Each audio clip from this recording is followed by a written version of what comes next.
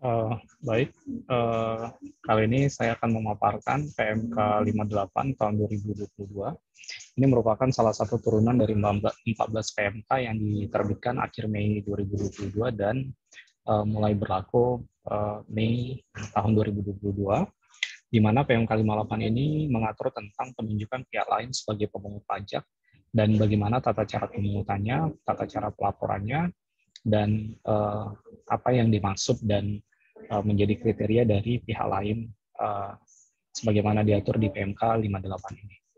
Nah, kita dapat melihat pada diagram ini bahwa pihak lain itu adalah retail daring pengadaan dan marketplace pengadaan.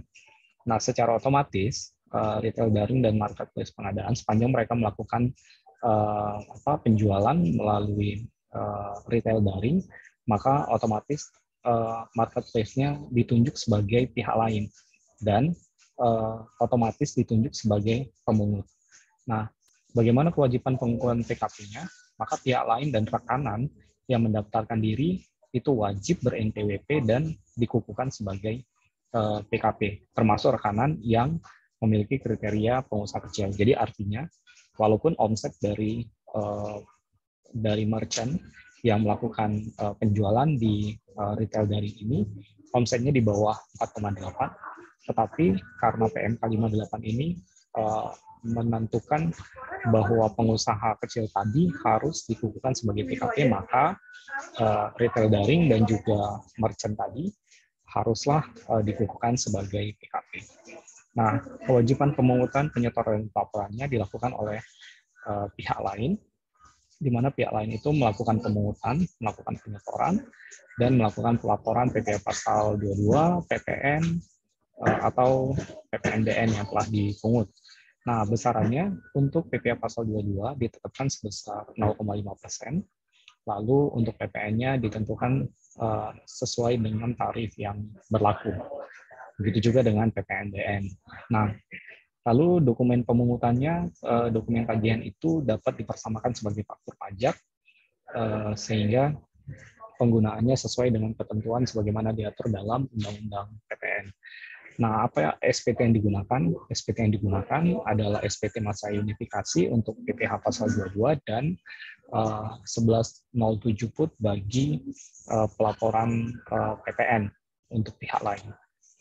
Nah, jadi yang dimaksud dengan pihak lain, sebagaimana dijelaskan tadi, itu melingkupi transaksi pengadaan barang dan jasa yang dilakukan dalam sistem informasi pengadaan pemerintah. Contohnya toko daring, ya, siplah, dan seterusnya. Nah, transaksi pengadaan itu difasilitasi oleh PPMSE. PPMSE itu yaitu pengadaan melalui sistem elektronik, ya, berupa marketplace pengadaan atau retail daring pengadaan. Dan pembayarannya dilakukan menggunakan uang persediaan. Jadi, karena dia mekanisme pembelanjaannya melalui uang persediaan, maka ketika dia menggunakan pembayaran langsung atau LS, maka dia tidak termasuk dalam ruang lingkup PMK 58 ini. Nah, siapa yang menjadi subjek pajak? Yang pertama yaitu marketplace dan retail daring. Maka marketplace dan retail daring ini ditetapkan sebagai pihak lain dan ditunjuk sebagai pemungut PPh dan PPN. Nah, sebagaimana kita ketahui bahwa pemungut PPh dan PPN ini diatur dalam pasal 16A Undang-Undang PPN sebagai pemungut PPN dan pasal 32A Undang-Undang KUP sebagai pemungut PPh, ya. Nah, kemudian yang kedua, siapa yang menjadi pemungut yaitu rekanan pemerintah, ya, yang merupakan pengusaha. Jadi yang harus dikukuhkan sebagai PKP kecuali bagi yang ditetapkan lain.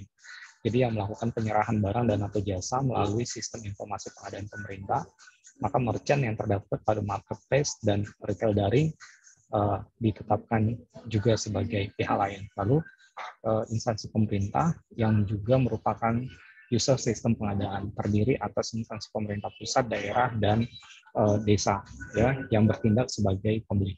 Jadi ada tiga. Yang pertama, marketplace-nya sebagai pihak lain, lalu ada pengusaha yang bertindak sebagai merchant-nya, ya, sebagai penjual, lalu ada pembeli yaitu instansi pemerintah.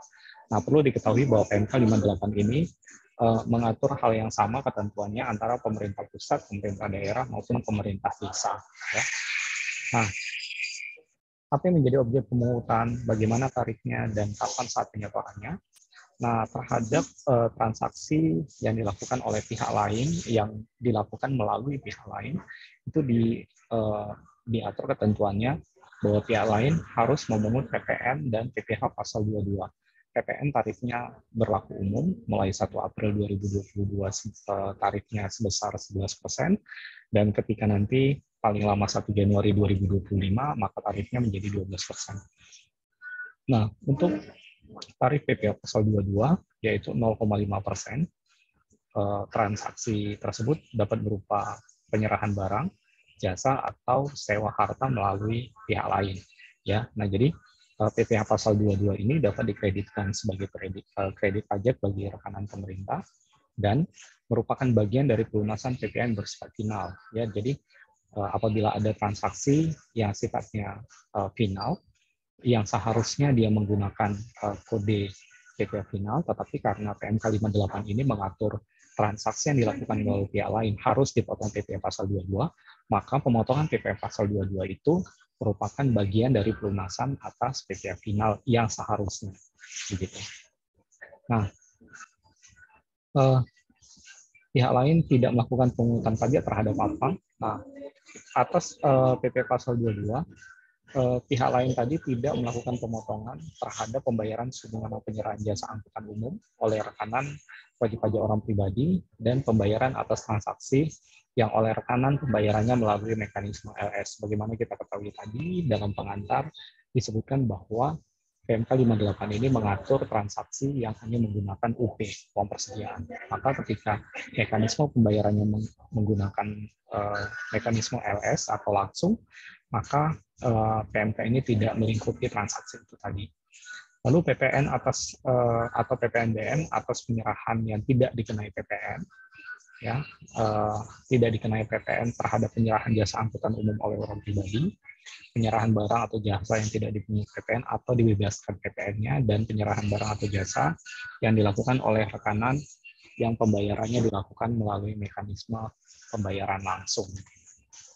Nah, invoice yang diterbitkan melalui sistem PMSE, yaitu pembayaran melalui sistem elektronik pihak lain, maka dia diperlakukan sebagai dokumen tertentu dan dipersamakan kedudukannya sebagai faktur pajak. Lalu dokumen yang dipersamakan dengan bukti pemungutan PPh. Lalu invoice, karena dia kedudukannya sama dengan faktur pajak, maka setidak-tidaknya dia harus memenuhi ketentuan sebagaimana diatur dalam Undang-Undang PPN, yaitu dia harus setidak-tidaknya dia memuat nama dan NPWP rekanan, pembeli, pihak lain, jenis barangnya, dan seterusnya sampai dengan huruf H. Ya. Nah, selanjutnya bagaimana pelaporannya? Nah, pihak lain dia harus memungut dan melaporkan baik itu PPh maupun PPN yang dipungutnya, ya, melalui untuk SPT masa unifikasi, yaitu untuk pelaporan PPh pasal 22-nya, dan SPT masa PPN 1107 put untuk pemungutan PPN-nya. Kapan dilaporkan? Paling lama 20 hari setelah akhir masa pajak, ya. Jadi setidak-tidaknya dia dilapor pada tanggal 20 bulan berikutnya, ya. Data invoice yang dibuat melalui sarana atau sistem pihak lain itu dipertukarkan secara elektronik dengan DJP melalui saluran tertentu yang dilakukan oleh DJP. Nah, jadi ketika dia membuat invoice, maka sistem dari data invoice itu tadi harus terkoneksi atau dapat dilihat oleh DJP begitu. Nah, sehingga terjadi efisiensi di dalamnya. Nah, dalam hal ini apabila SPT massa bagi pihak lain belum tersedia, maka SSP tadi diperlakukan sama dengan SPT, ya. Nah, ini adalah gambaran pemungutan pajak oleh pihak lain melalui marketplace ya. Nah, jadi pertama kita dapat melihat bahwa ini PKP merchant dia menawarkan barang atau jasa yang dia jual melalui PPMSE. Nah, PPMSE inilah yang kita sebut sebagai pihak lain ya. Nah, jadi PKP merchant menawarkan melalui marketplace yang menggunakan sistem PPMSE yang ditunjuk tadi, misalnya seperti toko daring, retail dan seterusnya. Nah, lalu ada instansi pemerintah yang melakukan pembelanjaan. Nah, harga yang dibayar oleh instansi pemerintah tadi haruslah sudah termasuk dengan PPN. Tetapi lalu PPMSE ini tadi yang kita sebut sebagai marketplace, dia akan membuat invoice. Nah, invoice ini tadi akan diserahkan kepada instansi pemerintah dan itu berlaku kedudukannya sama dengan faktur pajak. Nah, lalu marketplace itu atau PPMSE tadi, dia akan meneruskan pembayaran dari instansi pemerintah kepada merchant tadi. Tetapi pembayaran itu harus dikurangi dengan PPh pasal 22 sebesar 0,5% dan PPN yang berlaku dengan tarif umum tadi. Nah, lalu marketplace dia akan menyetorkan PPh 22 sebesar 0,5 dan PPN sesuai dengan tarif umum tadi harus yang telah dipungutnya tadi dan harus melaporkan melalui SPT massa. Nah, untuk PPN dia menggunakan 1107 put, lalu untuk PPh 22-nya dia harus melaporkan melalui SPT massa unifikasi. Nah, ini kalau dia pihak lainnya melalui marketplace. Bagaimana kalau misalnya pihak lainnya toko daring? Secara umum sama. PPMSE yaitu retail daring. Ketika retail daring ini tadi menawarkan melalui PPMSE, lalu instansi pemerintah melakukan pembelian, maka nanti PPMSE tadi harus membuat invoice, dan invoice itu berlaku kedudukannya sebagai faktur pajak dan meneruskannya ke instansi pemerintah sebagai bukti dari pembelian. Nah, lalu pembayaran yang dilakukan oleh instansi pemerintah tadi akan diteruskan kepada retail daring dengan terlebih dahulu memungut PPh pasal 22 dan PPN-nya. PPh pasal 22-nya sama 0,5% dan PPN-nya sesuai dengan tarif umum. Nah, setelah dipungut, maka akan diteruskan kepada retail daring dan PPN dan PPh yang telah dipungut tadi harus disetor dan dilaporkan. Begitu. Nah, selanjutnya, kalau kondisi melalui SIPT, sebelumnya kalau dia transaksi tunai nilainya di bawah 2 juta, maka PPN-nya tidak dipungut oleh pemungut, tetapi PPN-nya dipungut oleh penjual itu sendiri dan tidak ada pemungutan PPh pasal pemungutan PPh apa itu 22 atau 23.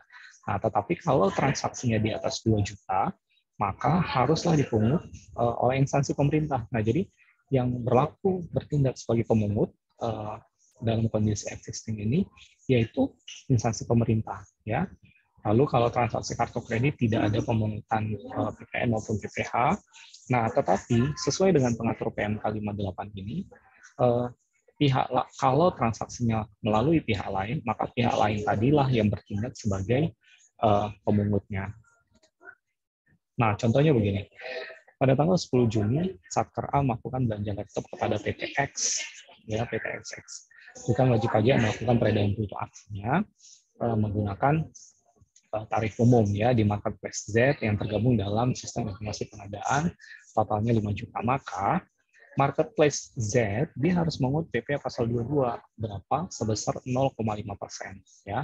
0,5% dari mana? Dari nilai 5 juta tadi yaitu sebesar 25.000 dan harus disetorkan paling lama tanggal 15 yaitu paling lama tanggal 15 Juli karena transaksinya bulan Juni. Lalu marketplace tadi harus melaporkan SPT-nya tanggal 20 Juli melalui SPT massa unifikasi gitu ya. Nah, ini untuk yang pemungutan PPh pasal 22. Nah, lalu contohnya tanggal 1 Mei 2022 Satker ini menyewa ruangan untuk keperluan kick-off konser di gedung komersial. Nah, sebagaimana kita ketahui, atas sewa tanah dan atau bangunan itu merupakan objek PPh final. Tarifnya adalah 10%. Nah, tetapi karena sistem pengadaannya menggunakan pihak lain, apakah itu melalui merchant atau melalui toko daring dan seterusnya, maka pihak lain tadi berkewajiban memungut PPh pasal 22 sebesar 0,5%. Nah, tarif sewa gedung kan 10%, tetapi karena menggunakan merchant tadi, menggunakan toko daring tadi, yang dipungut cuma 0,5%. Nah, maka bagaimana yang 9,5%-nya?